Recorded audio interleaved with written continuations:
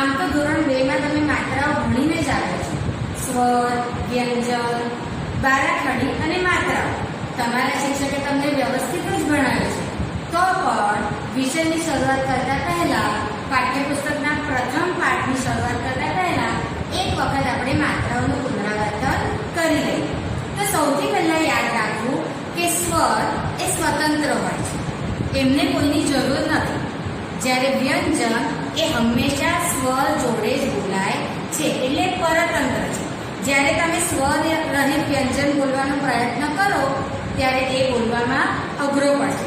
જો હું બોલું ક, તો ક માં આપમેળે અનો સ્વર ઉમેરાયેલો છે.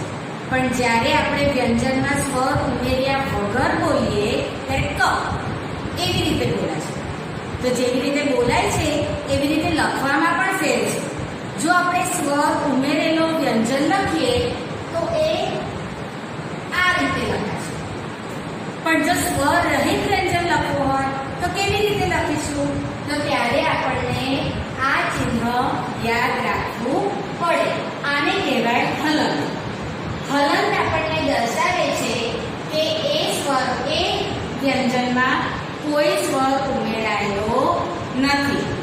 તો જ્યારે પણ આપણે હલન સાથે કોઈ સ્વર ઉમેરીને લખીએ ત્યારે વિવિધ શબ્દ કે વિવિધ વર્ણ બને છે. તો ચાલો સૌથી પહેલા આપણે જોઈએ આની માત્રા. અહીંયા મેં લખ્યું છે હલન વાળો ક, એટલે આમાં કોઈ સ્વર ઉમેરાયેલો નથી. ક જોડે જો આની માત્રા એટલે કે એક કાનો મૂકીએ તો આનો થશે કા. એવી જ રીતે લ વ્યંજન જોડે આની માત્રા ઉમેરીએ તો થશે લા. એવી જ રીતે મ માં આની માત્રા ઉમેરીએ તો થશે મા. તો આ જે શબ્દો થયા આમાં કઈ માત્રા ઉમેરાયેલી છે? આની માત્રા. એવા અન્ય શબ્દો પણ મેં અહીંયા બતાવ્યા છે, જેમ કે માળા અને બાલા. અહીંયા મ પ્લસ આ પ્લસ અ પ્લસ આ, આવું જ્યારે શબ્દ બંધારણ થાય ત્યારે શબ્દ બને છે માળા. તો ચાલો હવે બીજી માત્રા જોઈએ. હવે આપણે ભણીશું ઈની માત્રા. ગુજરાતી ભાષામાં સ્વરમાં બે ઈ હોય છે, રસ્વઈ અને દીર્ઘઈ. રસ્વઈ એટલે નાની ઈ અને દીર્ઘઈ એટલે મોટી. ઓકે, તો ઈની માત્રા જોઈશું અને આ ઈની માત્રા છે. ઓકે, જે શબ્દ જે આપણે શબ્દ લખીએ છીએ એ શબ્દની હંમેશા આગળ આવે છે. તો હવે ઈની માત્રાનું બંધારણ કેવી રીતે થાય છે તે આપણે જોઈશું. હલનનું ચિહ્ન તો તમે ભણી જ ગયા છો. તો ઈ કેવી રીતે આવે છે અને ઉચ્ચારણ કેવી રીતે થશે એ જોવાનું છે. તો અહીંયા ક, જ્યારે આપણે ધ્વનિ રહિત કોઈ માત્રા બોલીએ છીએ કે વ્યંજન બોલીએ છીએ ત્યારે એની પાછળ આપણે કોઈ માત્રાનું ઉચ્ચારણ કરતા નથી. તો અહીંયા ધ્વનિ રહિત છે એટલે એનું ઉચ્ચારણ થશે ક પ્લસ ઈની માત્રા ઇઝ ઇક્વલ ટુ થશે કી. તેવી જ રીતે લ પ્લસ ઈની માત્રા ઇઝ ઇક્વલ ટુ થશે લી. તેવી જ રીતે સ પ્લસ ઈની માત્રા, યાદ રાખવાનું છે આ રસ્વઈ છે, એ થશે સી. તો સી ની માત્રાવાળા શબ્દો અહીંયા લખાયા છે દિવાળી અને દિવસ. ચાલો હવે જોઈએ આપણે દીર્ઘઈની માત્રા. આ દીર્ઘઈનું લિખિત રૂપ છે અને આ દીર્ઘઈની માત્રા છે. દીર્ઘઈ હંમેશા શબ્દના પાછળ આવે છે, એટલે કોઈ પણ શબ્દ છે, કોઈ વર્ણ છે, વર્ણની પાછળ આવશે. તો ઈ દીર્ઘઈની માત્રા કેવી રીતે લખવામાં આવે છે એ જોઈએ. જેવી રીતે આ હલંત છે એટલે આ ધ્વનિ રહિત છે, તો ક પ્લસ દીર્ઘઈની માત્રા ઇઝ ઇક્વલ ટુ કી. ખ પ્લસ દીર્ઘઈની માત્રા ઇઝ ઇક્વલ ટુ કી. ગ પ્લસ દીર્ઘઈની માત્રા ઇઝ ઇક્વલ ટુ ગી. અને આ દીર્ઘઈની માત્રા વાળા શબ્દ છે. મેં તમને પહેલા કહ્યું કે જ્યારે પણ દીર્ઘઈની માત્રા જે વ્યંજન છે, જે વર્ણ છે એની પાછળ આવે છે. તો આ શબ્દ છે ગીતા. આ આપણે આગળ જોઈ ગયા. આની માત્રા છે. બીજો શબ્દ છે મીના. તો આ થઈ આપણી દીર્ઘઈની માત્રા. તો હવે જોઈએ ઉની માત્રા. જેવી રીતે આપણે ઈની માત્રા જોઈ, જેમાં રસ્વ ઈ અને દીર્ઘ ઈ હતી, એવી જ રીતે ઉમાં પણ રસ્વ ઉ અને દીર્ઘ ઉ એવા બે હોય છે. પહેલા જોઈએ રસ્વ ઉ. રસ્વ ઉ, જેને આપણે સાદી ભાષામાં નાનો ઉ કહીએ છીએ, એનું ચિહ્ન છે આ. સમજવા માટે તમે યાદ રાખી શકો કે રસ્વ ઉનું ચિહ્ન સાત જેવું છે. ગુજરાતીમાં જેવું આપણે સાત લખીએ એવું. તો આવો જોઈએ એના શબ્દો. હલંત વાળો ક એટલે સ્વર રહિત ક પ્લસ ઉની માત્રા એટલે થશે કુ. આ જ રીતે અહીંયા શબ્દો પણ લખ્યા છે. કુસુમ, સુથાર. અહીંયા આ જે માત્રા છે એ રસ્વ ઉની માત્રા છે. એવી જ રીતે આ છે દીર્ઘ ઉ. આનું ચિહ્ન છે આ. આને યાદ રાખવા માટે તમે યાદ રાખી શકો કે રસ્વ ઉ સાતડા જેવો છે અને દીર્ઘ ઉ એકડા જેવો છે. આમાં તમે બહુ જ ભૂલો કરો છો, એટલે આને ધ્યાનથી જોજો અને યાદ રાખજો. અહીંયા જોઈએ હલંત વાળો ક, સ્વર રહિત ક પ્લસ દીર્ઘ ઉની માત્રા એટલે થશે કુ. આના શબ્દો જોઈએ. સૂરજ, ફૂલ. અહીંયા સૂરજ અને ફૂલમાં દીર્ઘ ઉની માત્રા રહેલી છે. એના પછી આવે છે એની માત્રા.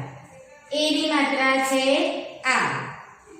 આ રીતે તમારે શબ્દની ઉપર દોરવાની રહેશે. ક હલંત વાળો અને એની માત્રા, જેનું રૂપ થશે કે. આને શું કહેવાય? કે. શબ્દો જોઈએ. કેરી, એક. તો ચાલો હવે ભણીએ આપણે અહીંની માત્રા. અહીંની માત્રામાં જે પણ વર્ણ હોય છે કે વ્યંજન હોય છે એની ઉપર બે માત્રા આવે છે. એમાં એક માત્રા, જ્યારે અહીંમાં બે માત્રા આવે છે. એ તમારે યાદ રાખવાનું છે. તો અહીંયા હલંત વાળો ક છે એ ધ્વનિ રહિત છે, તો એનું ઉચ્ચારણ થશે ક પ્લસ અહીંની માત્રા ઇઝ ઇક્વલ ટુ થશે કઈ. એવી જ રીતે ખ પ્લસ અહીંની માત્રા ખઈ. તો એ પ્રમાણે બારાખડી પણ થાય છે. અને અહીંની માત્રા વાળા અહીંયા શબ્દો છે ઐરાવત અને કૈકઈ. તો ઐરાવતમાં જે અની ઉપર બે માત્રા છે એને વંચાશે ઐ, અને ક માં બે માત્રા છે અહીંની માત્રા, તો એને વંચાશે કઈ. ચલો હવે આપણે ભણીએ ઓની માત્રા. ઓની માત્રામાં એક કાનો અને ઉપર એક માત્રા હોય છે. યાદ રાખવાનું છે ઓની માત્રામાં એક કાનો અને ઉપર એક માત્રા હોય છે, એનું ઉચ્ચારણ થશે ઓ. એવી જ રીતે આપણે બોલીશું વ્યંજનમાં કો, ખો, ગો, ઘો, જો. આ રીતે આપણે બારાખડી તમે ગયા વર્ષે ભણ્યા છે એમાં આવી રીતે ઉચ્ચારણ કરતા હશો. તો ઓની માત્રા કેવી રીતે આવે છે? અહીંયા જુઓ, ક પ્લસ ઓની માત્રા ઇઝ ઇક્વલ ટુ થશે કો. અને ઓની માત્રા વાળા શબ્દો છે કોટલો અને કોઠી. તો અને એક કાનો અને એક માત્રા થઈ ઓ, તો આ ઓની માત્રા છે. એવી જ રીતે કોઠીમાં ક ને એક કાનો અને એક માત્રા છે કો. તો આ થઈ ઓની માત્રા. હવે આપણે ભણીશું ઔની માત્રા. ઔની માત્રામાં એક કાનો અને ઉપર બે માત્રા હોય છે. યાદ રાખવાનું છે ઓમાં એક કાનો અને ઉપર બે માત્રા હોય છે, એને વંચાશે, એનું ઉચ્ચારણ થશે ઔ. એવી જ રીતે બારાક્ષરીમાં જોઈએ કૌ, ખૌ, ગૌ, ઘૌ, ગૌ, ઘઉં. આ રીતે ઉચ્ચારણ થાય છે. તો ઔની માત્રા કેવી રીતે આવશે? જુઓ, ક પ્લસ ઔની માત્રા ઇઝ ઇક્વલ ટુ થશે ક. અને ઔની માત્રા શબ્દ છે ઔષધિ. ઔષધિ અને કૌરવ. તો આ શબ્દમાં ઔની માત્રા અહીંયા છે એક કાનો અને ઉપર બે માત્રા, અને કૌરવમાં કની પાછળ એક કાનો અને બે માત્રા કૌ. હવે આગળની અંતિમ ત્રણ માત્રાઓ જોઈએ. એ છે રૂ, અને અહ. હવે અહીંયા બાળ મિત્રો યાદ રાખવાનું છે કે આ ત્રણેય માત્રાના વ્યંજન સંપૂર્ણ વ્યંજન આવે છે. એટલે આના પહેલાની બધી માત્રાઓમાં હલંતવાળા વ્યંજન હતા અને એમાં એ માત્રા ઉમેરાતી હતી, પણ અહીંયા સંપૂર્ણ વ્યંજનની જોડે આ માત્રા આવે છે. તો સૌથી પહેલા જોઈએ રૂ. રૂ નું ચિહ્ન છે આ. રૂ ને આપણે ચિહ્ન જોડે લખીએ તો ક સંપૂર્ણ વ્યંજન ક, રૂ એનું થશે ક્રુ. તો આના શબ્દો જોઈએ, કૃપા અને બીજું છે ઋષભ. અહીંયા તમને ધ્યાન આવશે કે આપણે રૂ ને સ્વતંત્ર રીતે પણ લખ્યો છે. તો આ રૂ છે એ માત્રા તરીકે પણ વપરાય છે અને સ્વતંત્ર રીતે પણ લખાય છે. એ જ રીતે નું ઉચ્ચારણ આપણા નાસિક દ્વારા, નાક દ્વારા થાય છે. એને અનુનાસિક કહેવાય. તો નું ચિહ્ન છે એક બિંદી અથવા એક ટપકું, જે આપણે કોઈ પણ વ્યંજનની ઉપર લગાવીએ છે. એને ગુજરાતીમાં કહેવાય અનુસ્વાર. ક અધિક ની માત્રા થશે કમ. કમ, ખમ, ગમ એ રીતે આ માત્રા લાગે છે. જેમ કે કંચન, ઉમંગ, અંગ. અહીંયા ક પર ની માત્રા છે, અહીંયા મ પર ની માત્રા છે અને અહીંયા એ માત્રા સ્વતંત્ર રીતે પણ વપરાય છે. એના પછીનું અંતિમ માત્રા છે અહ. મોટા ભાગે આ માત્રાનો ઉપયોગ સંસ્કૃત ભાષામાં વધારે થાય છે, પણ આપણી ગુજરાતીમાં પણ ઘણા બધા શબ્દોમાં આ માત્રા આવે છે. એનું ચિહ્ન છે ગુરુ વિરામ, એટલે કે બે ડોટ. અહીંયા આપણે જોઈએ ક વ્યંજન સંપૂર્ણ ક વ્યંજન, હલંત વાળો નહીં. તો ક અધિક અહ ની માત્રા એ થશે કહ. એના શબ્દો જોઈએ, દુઃખ, નમઃ. અહીંયા આપણે થોડો ઘણો હ નો પણ ઉચ્ચાર થાય છે. અહ, દુઃખ, નમઃ. Thank you.